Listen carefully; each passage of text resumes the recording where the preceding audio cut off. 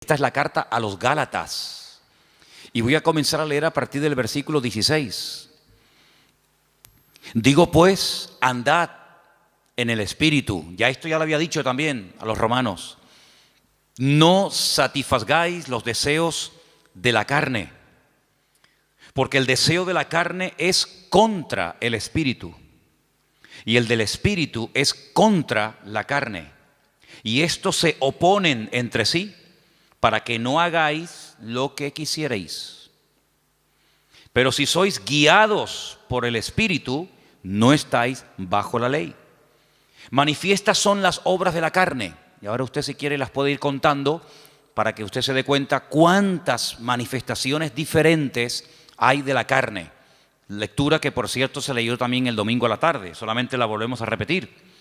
Las obras de la carne son manifiestas y son adulterio, fornicación, inmundicia, lascivia, idolatría, hechicerías, enemistades, pleitos, celos, iras, contiendas, disensiones, herejías, envidias, homicidios, borracheras, orgías, y no ha terminado la lista, sino que simplemente la acorta y dice, y cosas semejantes a estas, y que hay más, acerca de las cuales os amonesto, como ya os lo he dicho antes, que los que practican tales cosas no heredarán el reino de Dios.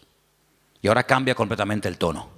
Ahora se va al tema del Espíritu y dice, mas el fruto del Espíritu es amor, gozo, paz, paciencia, benignidad, bondad, fe, mansedumbre, templanza. Contra tales cosas no hay ley.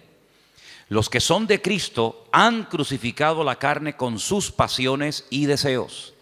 Si vivimos por el Espíritu, andemos también por el Espíritu. No nos hagamos vanagloriosos e irritándonos unos a otros, envidiándonos unos a otros. Si Pablo nos presenta un panorama muy real.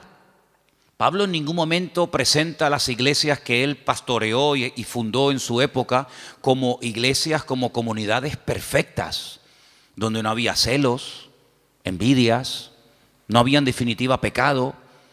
Claro, si así fuera, nosotros nos sentaría muy mal y nos sentiríamos como los peores cristianos del mundo si leyéramos que los Gálatas, los Corintios, los Filipenses, los Tesalonicenses eran hermanos donde nunca ocurría nada malo, nada negativo, no había envidias, ni peleas, ni celos, ni discrepancias entre los hermanos.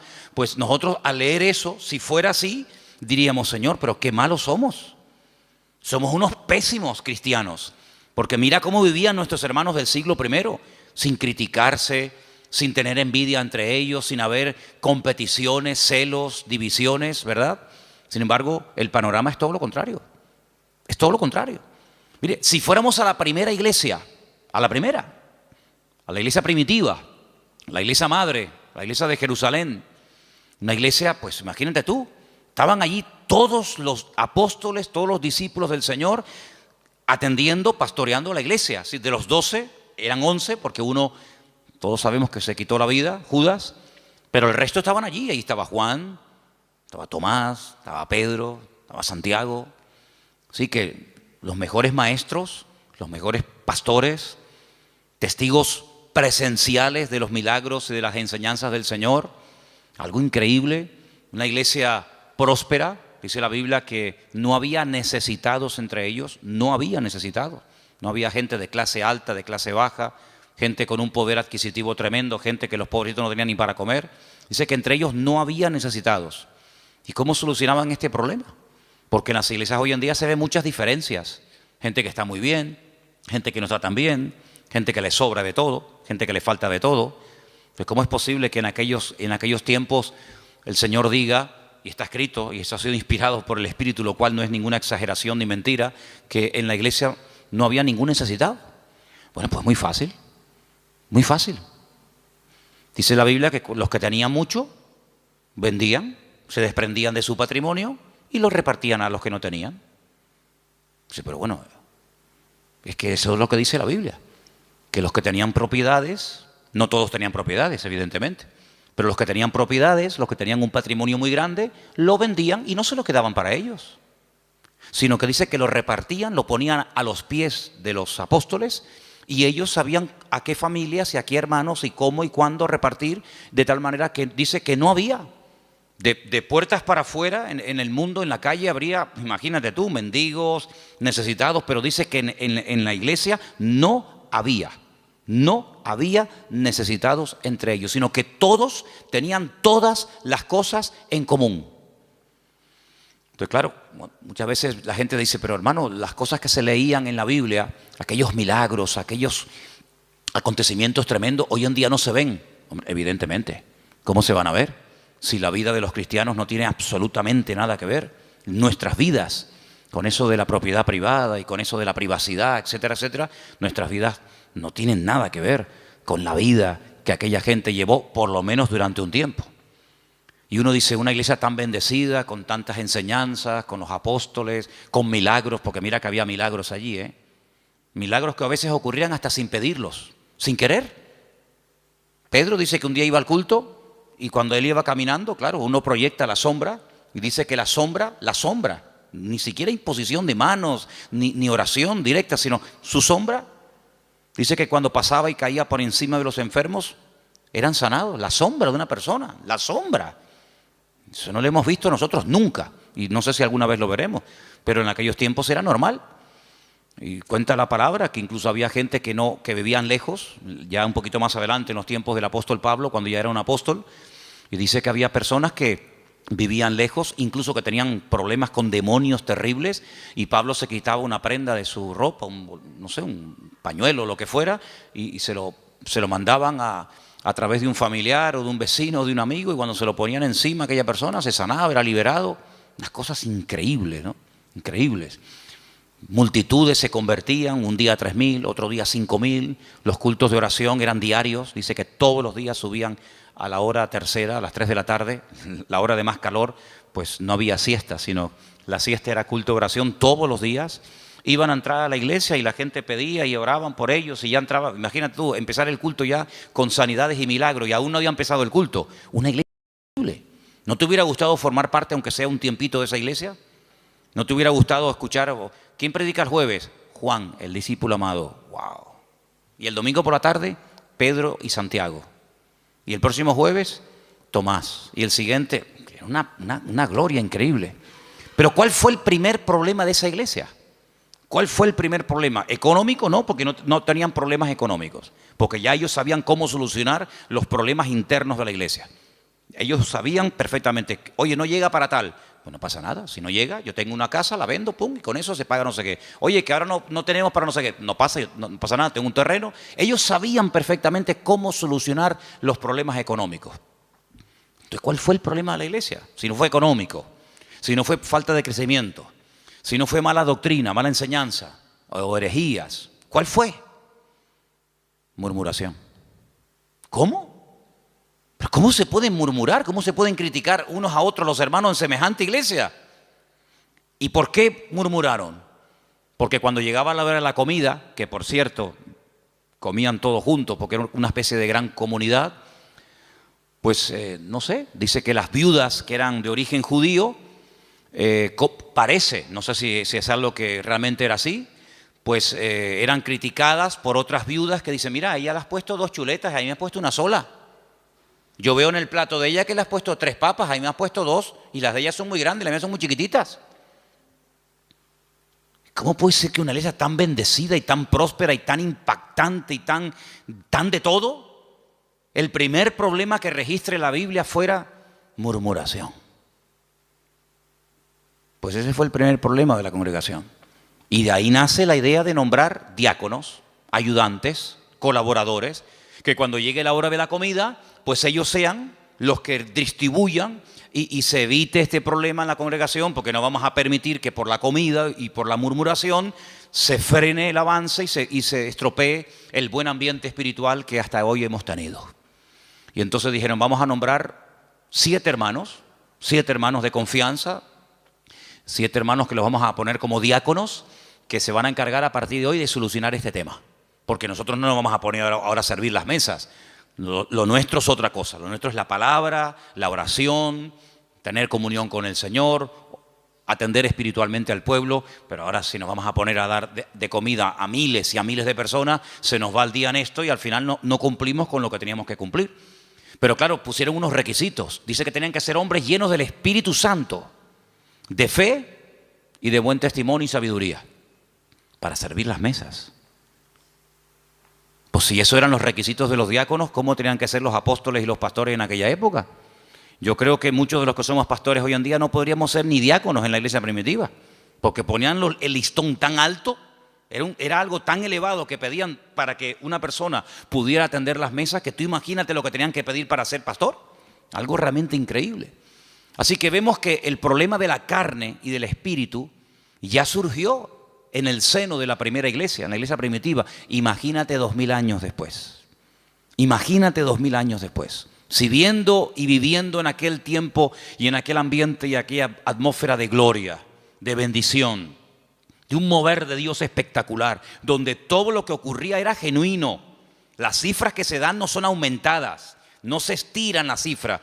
Bueno, eran 200 los que se convirtieron, pero tú pones ahí 5000. No, todo era genuino, los milagros eran genuinos, las sanidades eran genuinas. Todo lo que ocurría era genuino, no eran cifras evangelásticas. Eran cifras genuinas, milagros realmente del Señor.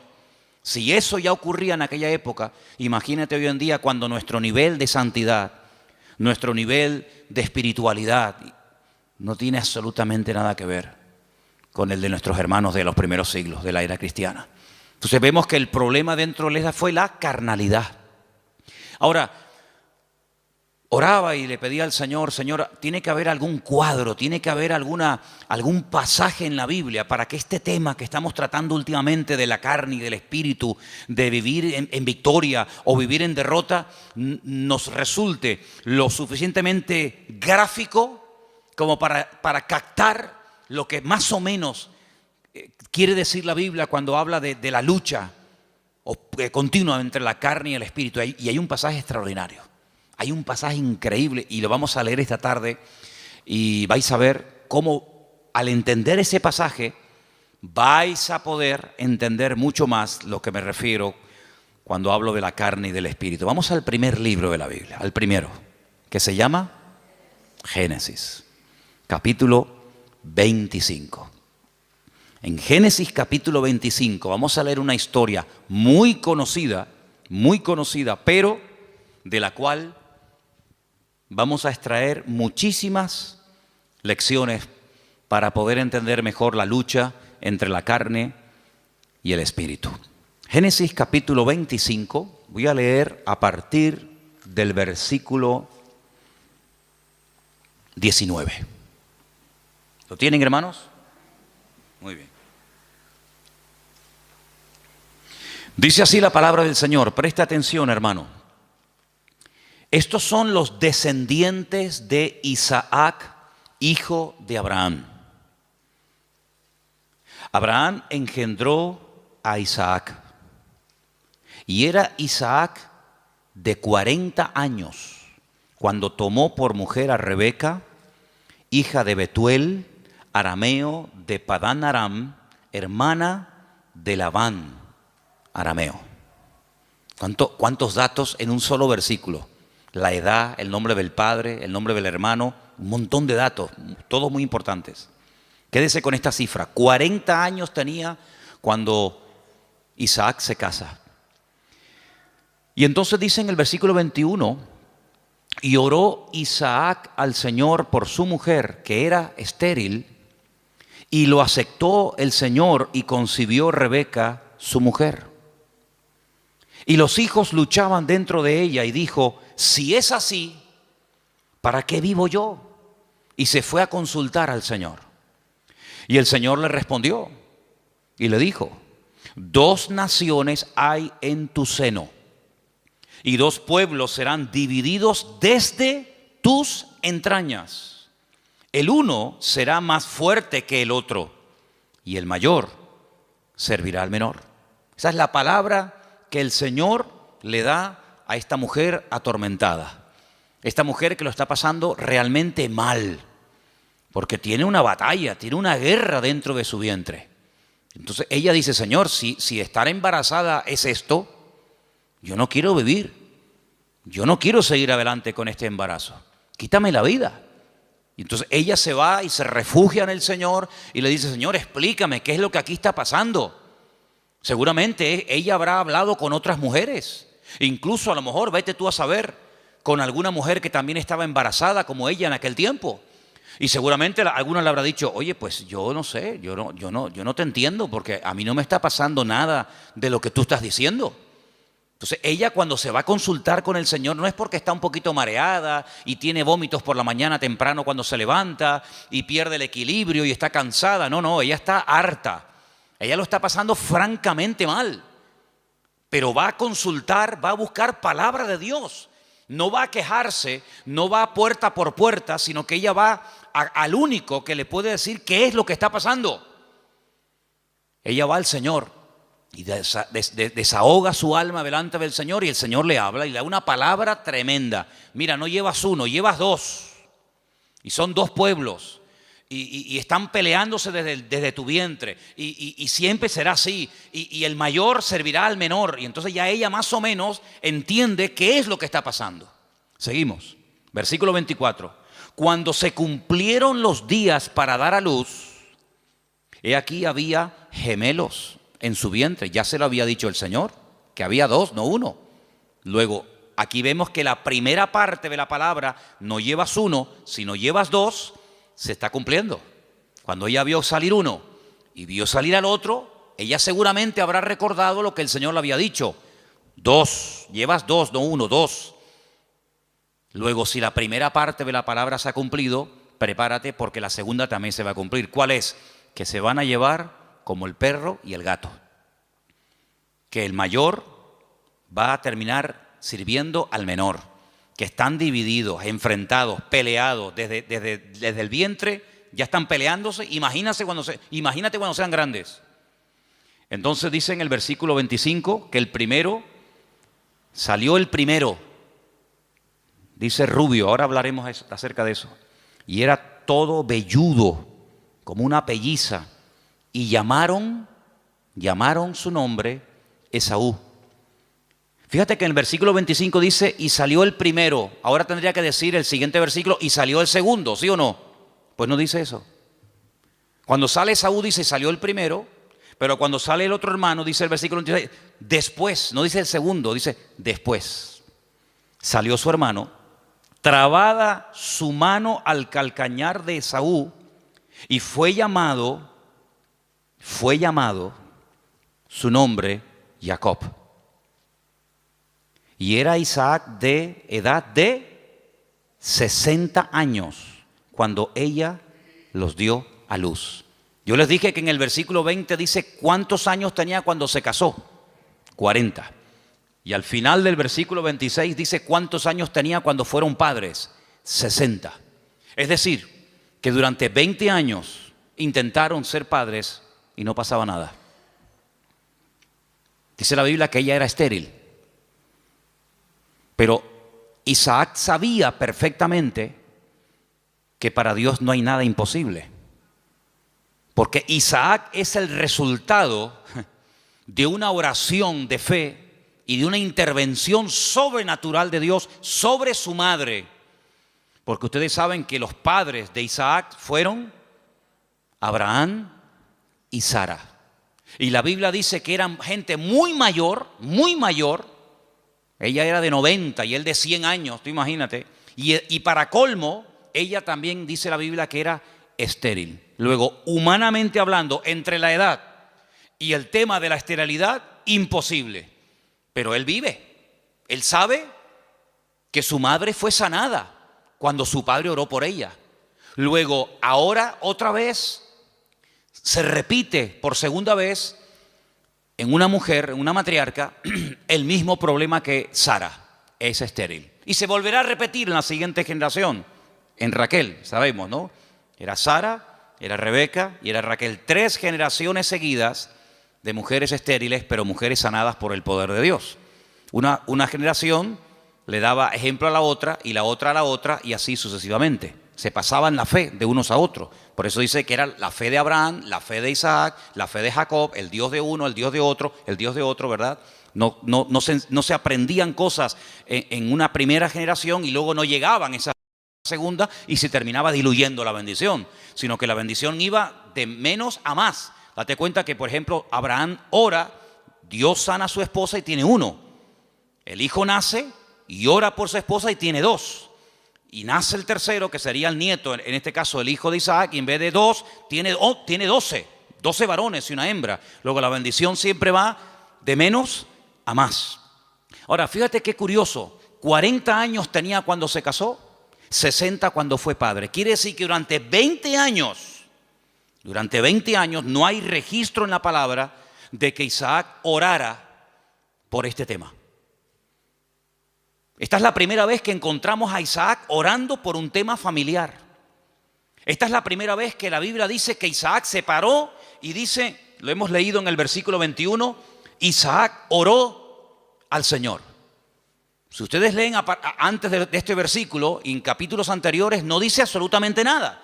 Luego, durante 2 décadas, durante 20 largos años, aquí no pasaba nada. Hasta que Isaac, el cabeza del hogar, se para y dice, aquí hay que orar. Pero el texto que estamos leyendo esta tarde me llama mucho la atención porque cuando dice en el versículo 21, y oró, esa palabra, vayetar, significa oró insistentemente, porfiadamente. No oró de una forma superficial. Bueno, Señor, tú sabes que queremos ser Padre, ayúdanos en tu nombre, amén. Venga, vamos a hacer otra cosa. Sino que él se metió en serio con Dios. Él dijo, aquí hay un problema. Curioso que no dice que su esposa también oró con él, sino dice que él se puso enfrente de ella a orar por ella. Eso es muy curioso. Él tomó autoridad y dijo, bueno, a lo mejor tú ya te has resignado a no ser madre. Pero dice que él se paró frente a ella y él oró fervientemente. Bueno, por ahí hay un versículo en Santiago que dice que la oración del justo puede mucho. No dice así, me equivoqué, perdón. La oración eficaz del justo puede mucho. Corregí porque no es lo mismo decir que la oración del justo puede mucho que decir que la oración eficaz del justo puede mucho. Si quitamos la palabra eficaz, da a entender como que todo lo que oramos resulta con éxito, y no es así. Es la oración eficaz. Algún día hablaremos de cómo se arma, cómo se construye, cómo se hace una oración eficaz. Porque hay gente que dice, es que yo oro y yo no veo resultados. Y yo pido, pero llevo 20 años y yo no veo. Entonces la Biblia dice, es la oración eficaz. Porque hay oraciones que no son eficaces. Son oraciones, pero no son eficaces.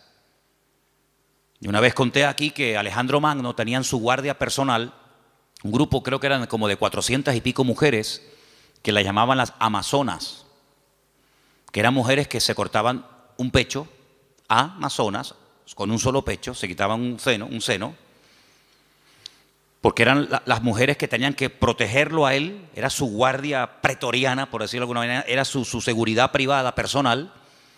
Y las mujeres, lógicamente, al tener pecho, pues no se puede pegar el arco como un hombre se lo puede pegar y de esa manera apuntar, sino que al no poderse pegar el arco, la flecha no sale como tiene que salir. Entonces se sacrificaban por su rey, se cortaban un seno, pues se llama amazonas, con un solo seno, y de esa manera, donde ponían la flecha o donde ponían el ojo, ponían la flecha. Entonces eran personas que se sacrificaban, se amputaban un miembro de su cuerpo con tal de cumplir con su cometido. Bueno, el Señor dijo una vez que si tu ojo te produce problemas, que te lo arranque.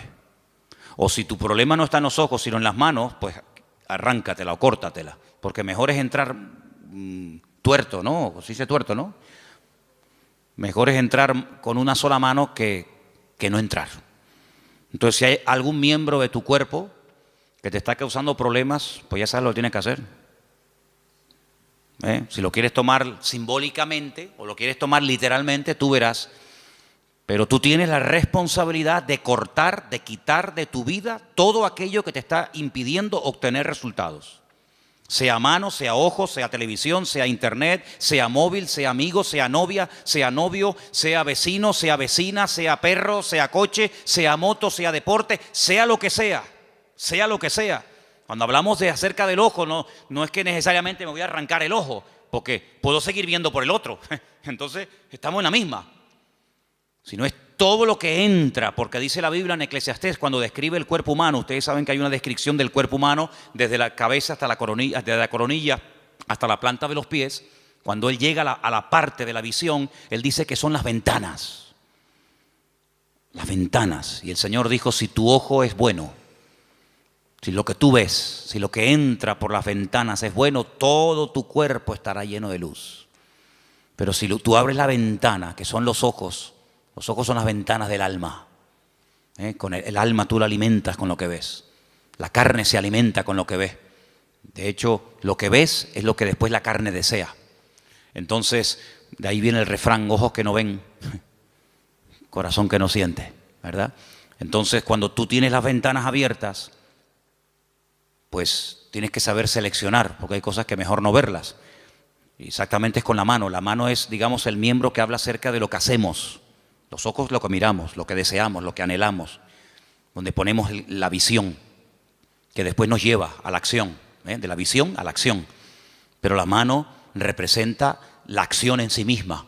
Hacemos con las manos. Cristo sanaba a los enfermos con las manos, tocaba a los enfermos, multiplicaba los panes y los peces. Las manos son, digamos, el medio, hablando de una forma simbólica, de lo que hacemos, de lo que ejecutamos. Entonces, si lo que estás haciendo o lo que estás viendo, lo que está entrando en definitiva en tu mente y lo que posteriormente sale te está causando problemas, tienes que tomar medidas preventivas primero. Si ya no funcionan las medidas preventivas, entonces otro tipo de medidas, pero lo que no puede ser es que la carne esté superando la vida en el espíritu, porque dice la Biblia que los que viven en la carne no pueden agradar a Dios. Y los que son guiados según la carne van a la muerte, a la destrucción.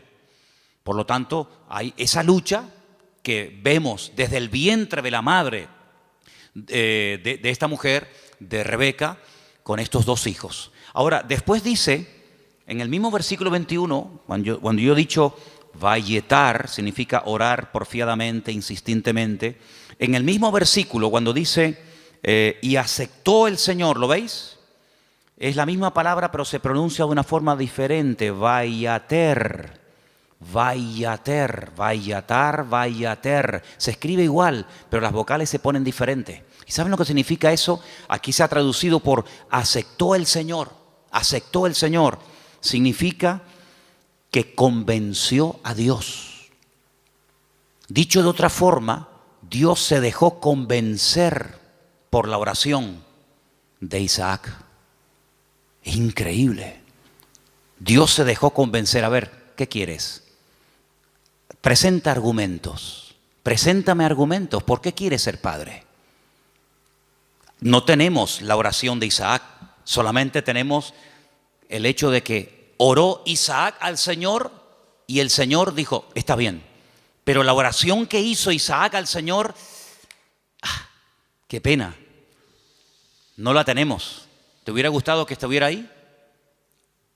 Algún día cuando lleguemos a la gloria, decir, oye Isaac, ¿puedo hablar contigo un segundito? ¿Me podrías decir más o menos lo que le pediste a Dios cuando querías ser padre?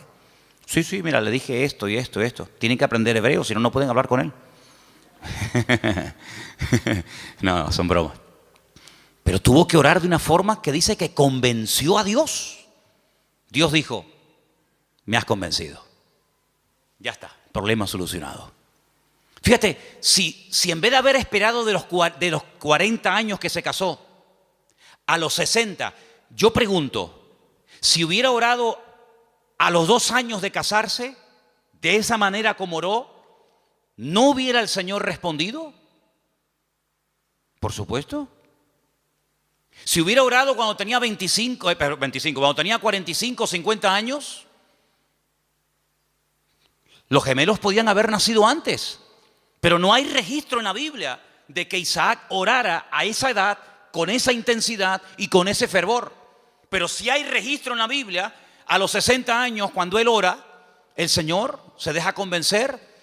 Los argumentos que presentó Isaac, pienso yo que un argumento podía haber sido este: Señor, tú le dijiste a mi padre que en ti serían benditas todas las naciones de la tierra y que tú le darías un heredero y que yo sería el hijo de la promesa. Pero Señor, cuando yo me muera, mi padre vio en mí el cumplimiento de la palabra. Yo soy el hijo de la promesa. Por eso me pusieron Isaac, Yitzhak, que significa ríanse, gócense, alégrense. Estaba todo cerrado, estaba todo opuesto. La esterilidad de la madre, la vejez del padre, imposible. Pero ríanse, Yitzhak, yo soy el hijo de la promesa. Pero ¿y cuando yo me muera? Se acabó la risa, se acabó la alegría. Cuando yo y mi mujer nos muramos, ya no hay continuidad. La bendición nació y murió con nosotros. ¿Cómo puede ser esto? Señor, dame hijos para que siga la bendición. Y ahí presenta argumentos. Y ahí, en el buen sentido de la palabra, Isaac dialoga, discute, pelea con Dios en oración y dice: Vayater, Dios se dejó convencer. Estoy de acuerdo, Isaac, perfecto. Tu mujer a partir de ahora quedará embarazada. Qué tremendo, ¿eh? Qué tremendo. Si nos tomáramos más en serio, no solo la oración, sino cómo oramos, qué diferente sería nuestra vida, ¿sí o no? A veces no tenemos suficiente fe. Yo sé que la fe la tenemos que poner en el Señor, eso lo tengo más claro que el agua. Pero el Señor nos ha dado un medio poderosísimo, que es la oración. Si lo usáramos más, si oráramos más fervientemente. Y esto no tiene nada que ver con el carácter de uno, porque Santiago, cuando dice que la oración eficaz del justo puede mucho, pone un ejemplo. Uno dice, bueno, oración eficaz de un justo. A ver, ¿quién podría ser? No hace falta que te rompas la cabeza. Santiago dice, Elías. Elías era un hombre, dice, sujeto a pasiones semejantes a las nuestras. Cuando se enfadaba Elías, hermano, sal corriendo, Sal corriendo, que cuando éste se enfada, ora a Dios, te cae una llama de fuego encima y te fulmina, Estaban un día en lo alto de una montaña y el rey dice, llámenme al profeta. Y llega un capitán con sus soldados y le dice, varón de Dios. Así como no le gustó mucho el tonito, no le gustó mucho la forma tal vez como se lo dijo. Y Elías se le queda mirando y le dice, varón de Dios, ¿no? Así como con rintintín. Si yo soy varón de Dios, que quede bien claro y que caiga fuego del cielo y lo hace. Los calcinó a los 50. Hicieron un asado ese día ahí en medio del campo. Al día siguiente el rey dice, bueno, esto habrá sido, no sé, una casualidad. Venga, vayan a buscarme a ese hombre. Varón de Dios, venga, date prisa. Sí, si yo soy varón de Dios, que quede bien claro. Ya van 100. Un olor a carne en la atmósfera había terrible, ¿no? Tercer grupo, vayan a buscarme a ese hombre. Cuando llega el tercero se tira a tierra y le dice, gran varón de Dios, ten misericordia de mí, por favor, no me quemes. Te pido, te suplico. Así me gusta. Ahí se baja Elías. Así era Elías, amigo. Así era Elías. Alguien dijo en cierta ocasión que si el Señor no se lleva en un carro de fuego a Elías, le prende fuego a todo el país. Porque para él todos estaban mal. Claro, para él todos estaban mal. En un día, mató a 100 soldados. Días más tarde, a 450 profetas de Baal les cortó el cuello en el monte Carmelo. ¿Pero este quién es? Y después hablan los americanos de Rambo. Esto es increíble, esto es tremendo este hombre. El Señor se lo tuvo que llevar con él. Pero mira, era un hombre que se desanimaba, ¿sí o no? Señor, quítame la vida, estoy harto, me siento solo. Este no es mi sitio, no sé qué, orando tontería. Una mujer le dice, mañana como no ponga tu cabeza en un plato, como tú pusiste en un plato la cabeza de mis profetas, y sale corriendo por miedo a la mujer. Claro, si Elías era tremendo, ¿cómo tenía que ser esta mujer? Porque para salir corriendo desde allí hasta donde fue corriendo, Pero dice que era un hombre sujeto a pasiones semejantes a las nuestras. Se enfadaba, se desanimaba, se deprimía, oraba tonterías. Pero cuando oraba, amigo, cuando ese hombre entraba en guerra y en comunión con Dios, no había infierno que lo pudiera detener. ¿Te das cuenta? Entonces aquí encontramos un ejemplo de cómo este hombre ora. La mujer no dice que orara. Bueno, pero que tienes que orar eres tú, que para eso eres el hombre, para eso eres la cabeza. Y tú tienes que traer la bendición a tu casa. Y la bendición viene cuando tú buscas de Dios, cuando tú oras sinceramente. Mira, el peor defecto que puede tener un hombre no es que no predique. Hermana, si su marido nunca va a ser un predicador, no se enfade con él. No todos han sido llamados a predicar. Ese no es el mayor problema de un hombre. El mayor problema de un hombre es que no sabe cantar. No, hermano, hay hermanos que el Señor los bendiga. Por ahí no van los tiros. Es que a mí me gustaría tener un hombre que cante, sí, pero mire, le tocó, no hay más, hermana. El problema de un hombre no es que no canta o no predica. ¿Tú sabes cuál es la peor desgracia que puede tener un hombre? Que no sepa orar. Ese es el problema más grande que puede tener una mujer, es que su marido no ora, que no sepa orar. Porque este hombre, cuando oró fervientemente y oró porfiadamente, insistentemente, automáticamente en la casa todo cambió, todo cambió. Ahora la oración trajo problemas, porque por la oración de Isaac dice la Biblia que su mujer lo estaba pasando mal.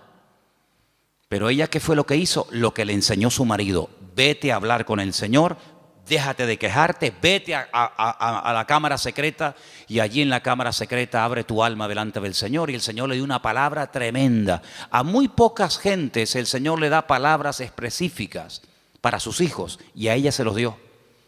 Vamos a leerlo otra vez. 2 naciones hay en tu seno, 2 naciones, 2 pueblos serán divididos desde sus entrañas. Es imposible la convivencia. Un pueblo será más fuerte que el otro pueblo, y el mayor servirá al menor. Tremendo. Este hombre cambió la situación de su casa porque oró por ella.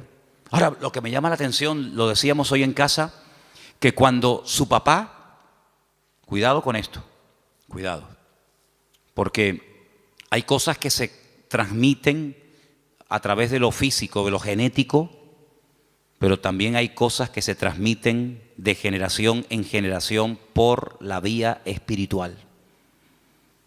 Si me sacan una célula de mi cuerpo, cualquiera que sea, y extraen un ADN de mi pelo o de donde sea, en un 99,9% ese ADN dirá que yo soy hijo de fulano de tal. Es inevitable, totalmente inevitable. Las famosas pruebas de paternidad. No, es que ese hijo no es mío. Sí, hazte una prueba de paternidad y ahí, amigo, ahí sale. O eres o no eres. Bueno, tal vez no. O eres o no eres. Lo genético, queramos o no, se transmite de generación en generación. ¿Y lo espiritual? Porque dice la Biblia que somos espíritu, alma y cuerpo. Luego transmitimos la genética, y como lo natural es un reflejo de lo espiritual, lo he dicho ya 1.000.000 de veces, pues si transmitimos lo genético, si transmitimos lo físico, lo espiritual, no te quepa la menor duda.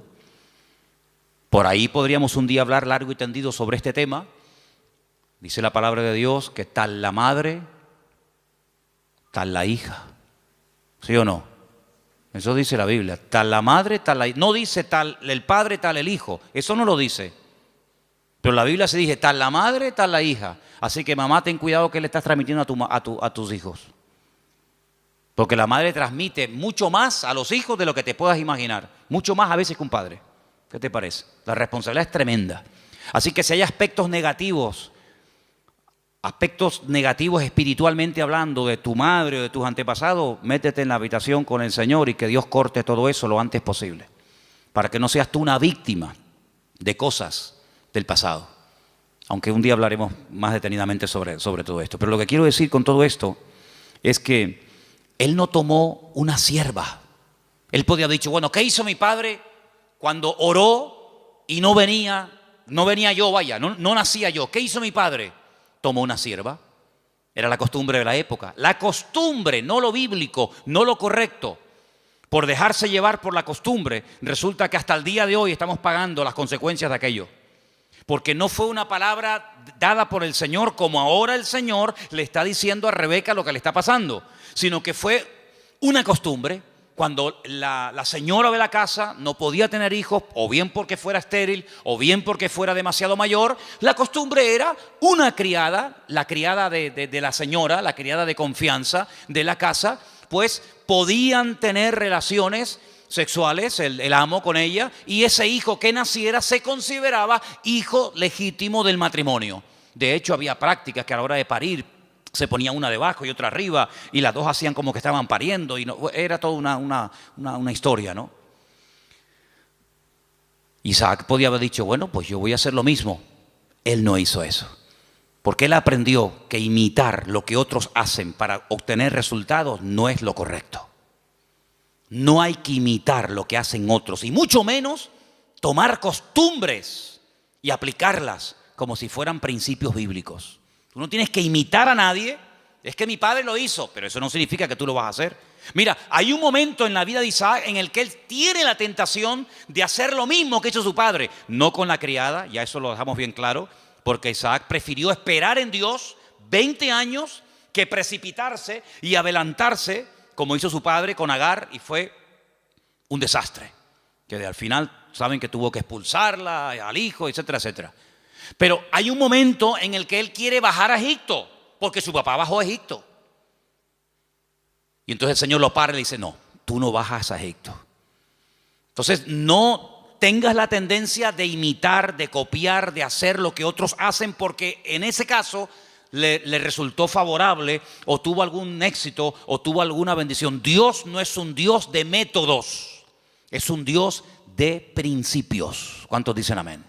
Usted no tiene que imitar, no, es como, por ejemplo, usted sabe que cuando hay una persona enferma, siempre hay alguien que se te acerca a decirte lo que tienes que tomar. Cuando hace poco tenía la garganta mal, me afectó un poco la garganta, si yo me hubiera tomado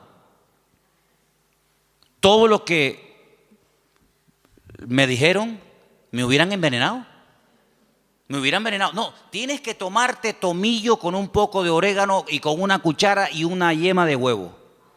Al rato venía otro. No, lo que tú tienes que hacer es tomarte gárgaras de limón con miel por la mañana. Venía otra. No, lo tienes que hacer de una infusión de jengibre. Si yo llego a mezclar todo eso, estaría muerto. Porque todos tenemos siempre la tendencia de decir a los demás lo que tienen que hacer. Y aquí vemos algo muy importante. Isaac dijo, mi padre hizo mal. Pero yo no voy a imitar a mi padre. Yo voy a orar al Señor, y aunque seguramente Isaac tenía muchas criadas y muchas siervas, yo no voy a hacer eso.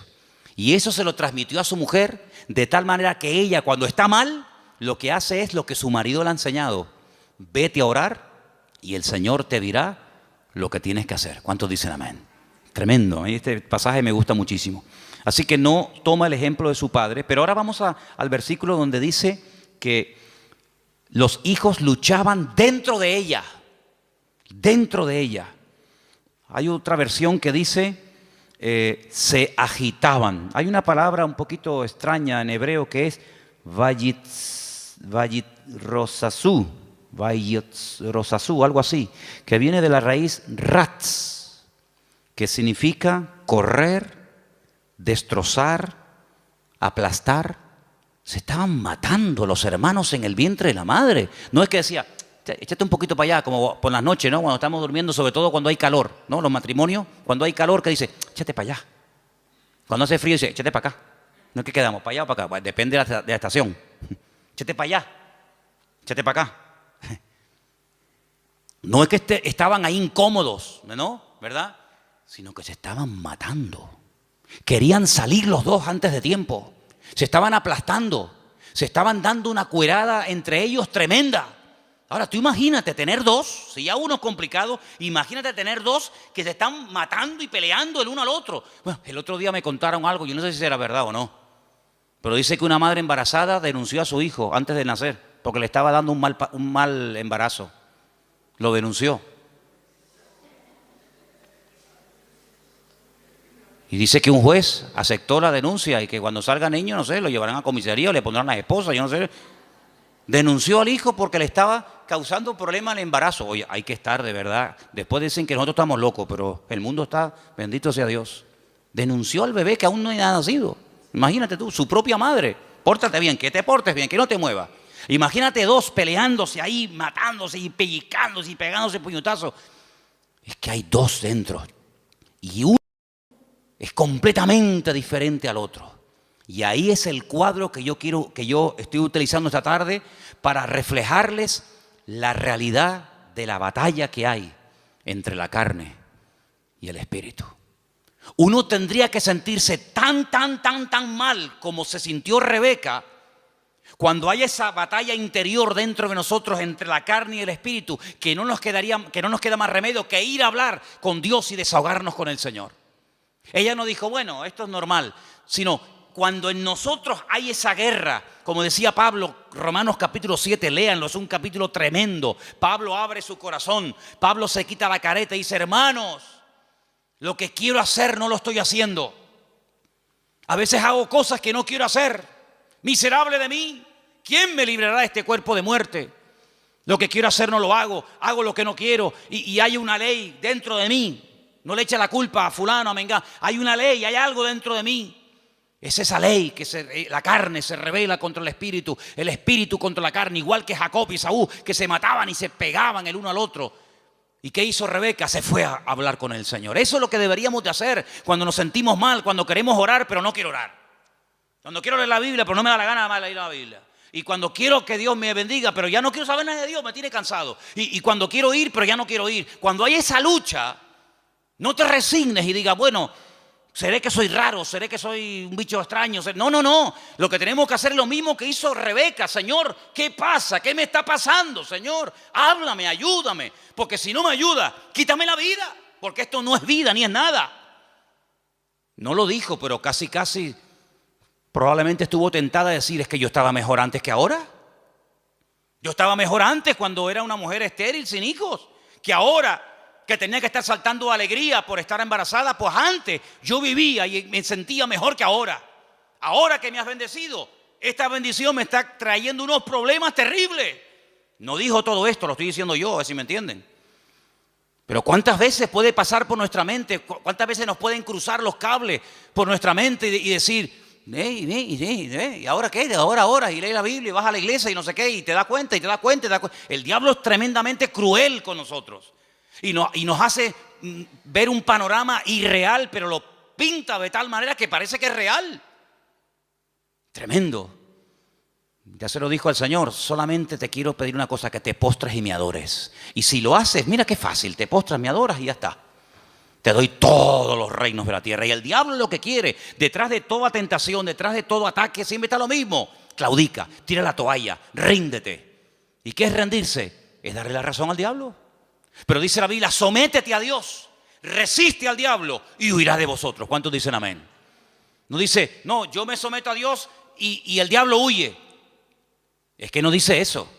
Es que no dice eso. Como tú te estés montando una vida cristiana diferente a los principios que dice la palabra, te vas a llevar cada palo, te vas a llevar cada desilusión, porque ves que haces cosas y no funcionan. Y no hay nada peor que hacer algo y ver que no funciona y te enfadas con Dios. Someteos a Dios, someterse a Dios. ¿Qué es someterse a Dios? Habrá que explicar a estas alturas lo que es someterse a Dios. Hermano, rendirse a Dios sin condiciones. Es que yo siento, es que yo creo, es que a mí me parece, es que yo haría. Someterse, rendirse. Tú has perdido la guerra, el que manda soy yo. No me digas a mí dónde tienes que vivir, cómo tengo que vestirte, cómo tengo que tratar, porque tú te has rendido. El que he ganado soy yo, y el que gana la guerra le dice al vencido cómo tienen que hacerse las cosas. No me vengas a poner condiciones. Someterse a Dios, rendirse a Dios. Ya no vivo yo. Muy bien, perfecto. Ahora que te has sometido, ahora que te has rendido, ahora puedes resistir. ¿A quién? Al diablo. Y huirá, tiempo futuro, huirá. Pero no me dices cuándo, no. Te digo el presente, sométete, resiste, tiempo presente. Y en futuro, la victoria, huirá. Es decir, si tú te has sometido a Dios, tú sabrás, yo no sé.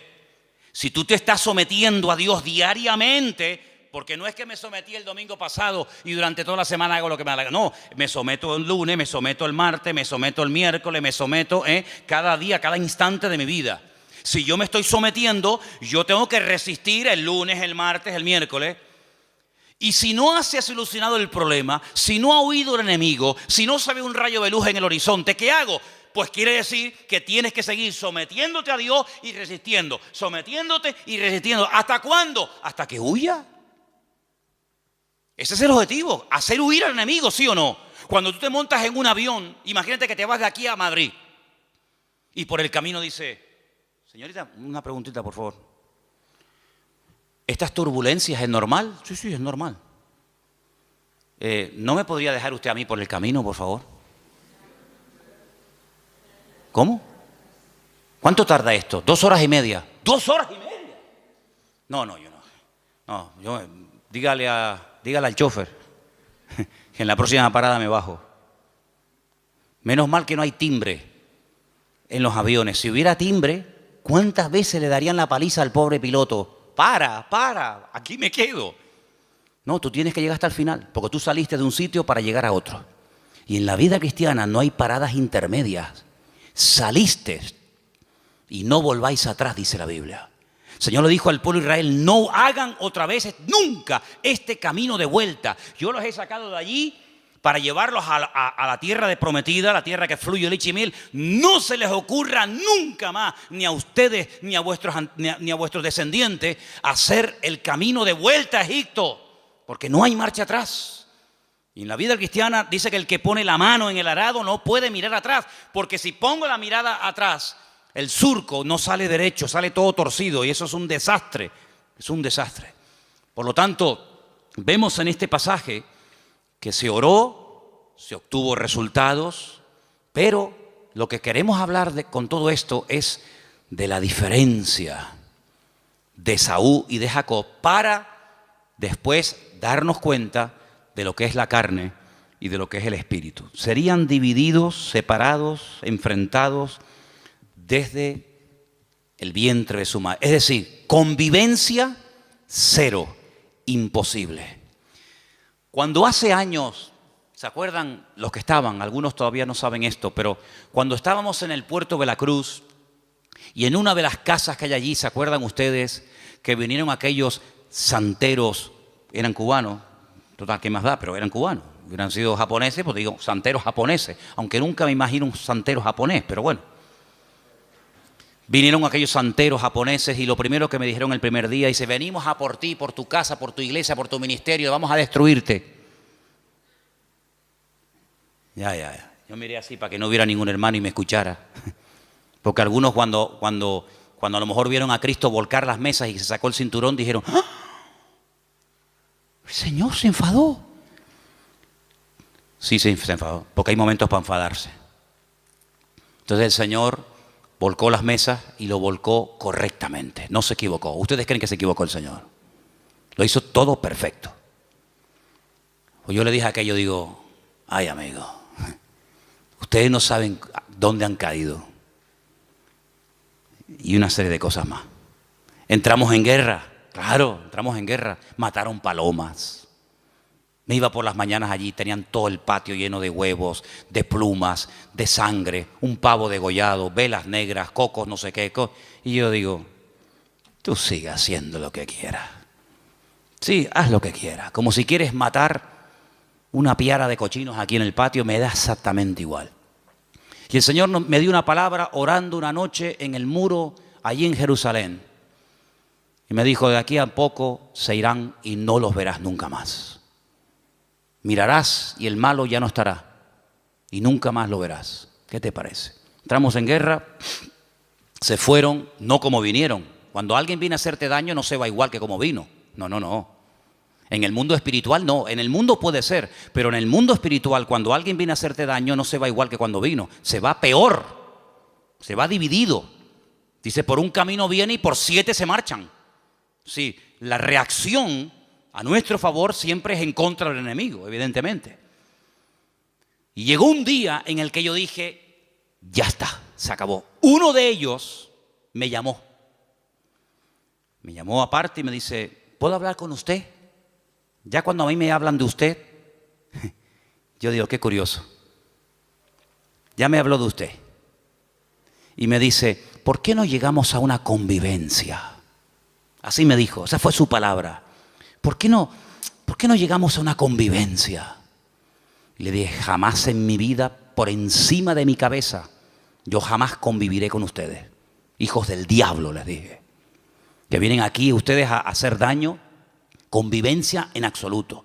La única convivencia que hay es que ustedes quemen toda esa basura, lleguen adentro a la iglesia, se conviertan y le pidan perdón a Dios por lo que están haciendo. Bueno, se fue, imagínate tú, como un saltaperico. ¿Qué te parece, amigo? Convivencia, principio del fin. ¿Ya quieren convivir? Pues ya saben que no pueden, vamos a convivir. No habrá nunca convivencia entre Esaú y Jacob, jamás. Es más, la debilidad y la derrota de uno fortalece y le da la victoria al otro. No pueden estar los dos como cabeza. Cuando uno está como cabeza, el otro tiene que estar como cola. Y cuando el otro está como cola, el otro está como cabeza. Es algo antagónico. No pueden estar los dos en la cúspide de la pirámide. O uno está arriba o el otro está abajo. De hecho, cuando uno está arriba es porque se ha fortalecido con la debilidad del otro. Y cuando el otro está abajo es porque su fortaleza la ha perdido y la ha tomado el otro que le ha vencido. Eso es así en el mundo espiritual. No puede haber convivencia entre la luz y las tinieblas. Donde hay luz, no hay tinieblas. Y donde hay tinieblas es porque hay ausencia de luz. Pablo utiliza todo esto y dice, hermanos, qué común unión puede haber entre Satanás y Cristo. ¿Qué común unión puede haber entre la luz y las tinieblas, entre un inconverso y un creyente? Ninguna. Por eso dice, no se unan. El mundo quiere unirse, claro. Para el enemigo eres atractivo, para el enemigo eres un trofeo de guerra. Pero le dice el Señor al creyente, no al inconverso. Al creyente dice, no te unas. Él querrá unirse contigo. Hay gente del mundo que se enamoran de chicas cristianas. Hay chicos de la calle que se enamoran de chicas y los del mundo claro, porque tienen un atractivo, tienen una gracia de Dios. Pero tú enamorarte de uno del mundo, ¿estás loco o qué? Es convertirte en tinieblas siendo luz, amigo. Es increíble.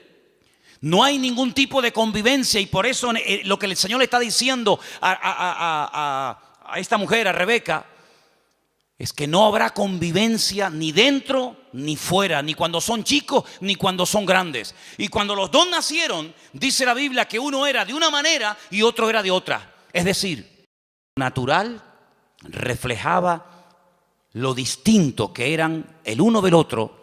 Y eso es lo que tenemos que tener en cuenta para darnos cuenta de que vivir en la carne es totalmente opuesto a vivir en el espíritu. Y no he terminado, mira todos los apuntes que tengo aquí apuntes para una semana, pero quiero terminar diciendo algo, escúcheme bien. Si alguien se pregunta, ¿y puedo vivir un poquito en la carne y un poco en el espíritu? Por ejemplo, sábado hay culto de jóvenes, ¿no? ¿Sí o no? Bueno, pues el sábado canto, oro, alabo a Dios. El domingo también, porque hay culto, entonces tengo que portar bien. No puedo comportarme mal, ni decir palabrotas, ni... Sábado y domingo está bien, total. Pero claro, ya el lunes, el martes que no hay culto, el miércoles que no hay culto, entonces no has entendido nada.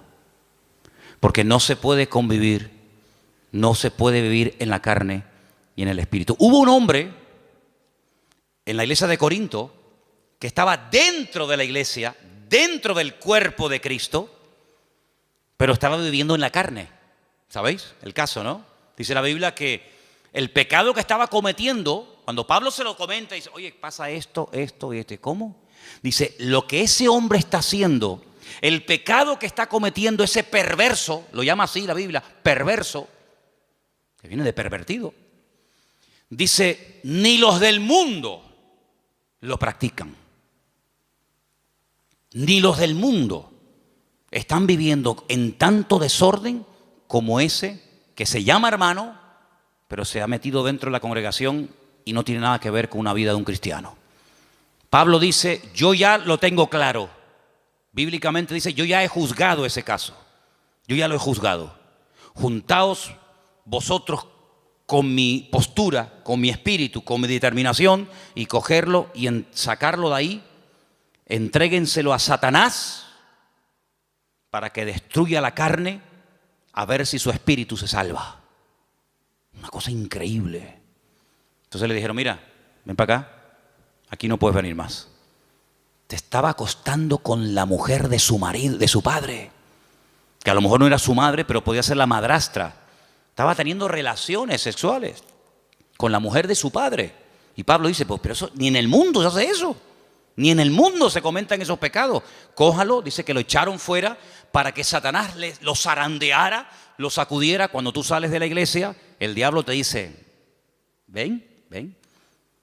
El 4 de junio tú estabas aquí en la plataforma llorando, diciendo, Señor, usa mi vida, voy a servirte, cuenta conmigo, diablo, te reprendo, te ato.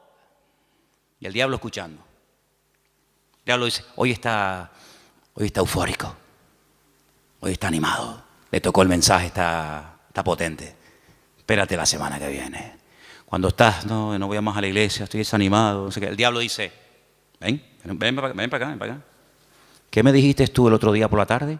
Te reprendo, diablo, fuera, diablo. Ven, te mete una sacudida en un minuto que tus 6 meses de cristiano te los tira por tierra, amigo. Te mete una tunda que en algunos casos algunos ni se levantan. Fíjate lo que te digo, Cuando ustedes oren, ustedes se están comprometiendo, el mundo espiritual oye, los demonios oyen, los ángeles oyen, Satanás oye, Dios oye. Y el mundo espiritual tiene una característica que a veces los seres humanos hemos perdido, y es que son pacientes. Son pacientes, saben esperar, son sigilosos como la serpiente, que están horas y horas y horas en un charco de agua.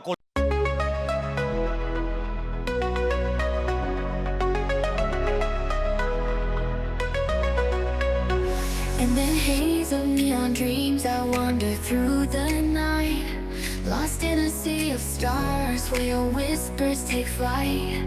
Electrified emotions, they dance around my heart in this digital garden where we never have to part. Shadows blend with colors as the beat sets me free. Every note a memory, every rhythm you and me. Echoes of you in synth waves, feel you near in the pulsing haze. It's such a world where we collide. You love the rhythm in my mind. With the glow of city lights, our shadows intertwine in this kaleidoscope of love where the past and future align. With every step I take, I feel your presence strong, and this digital symphony where our hearts belong. Shadows blend with colors as the beat sets me free. Every note a memory, every rhythm you and me. Echoes of you in synth waves, feel you near in the pulsing haze. It's such a world where we collide. You love the rhythm in my mind. In the silence between the beats, I find your voice.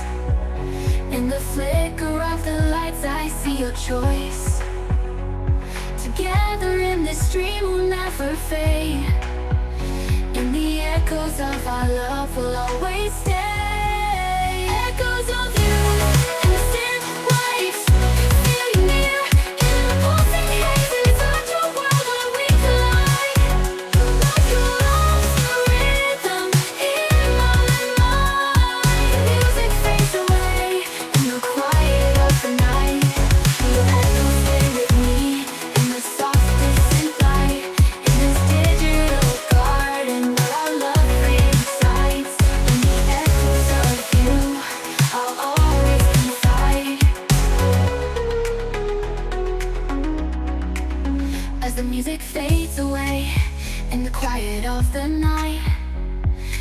echoes stay with me in the softest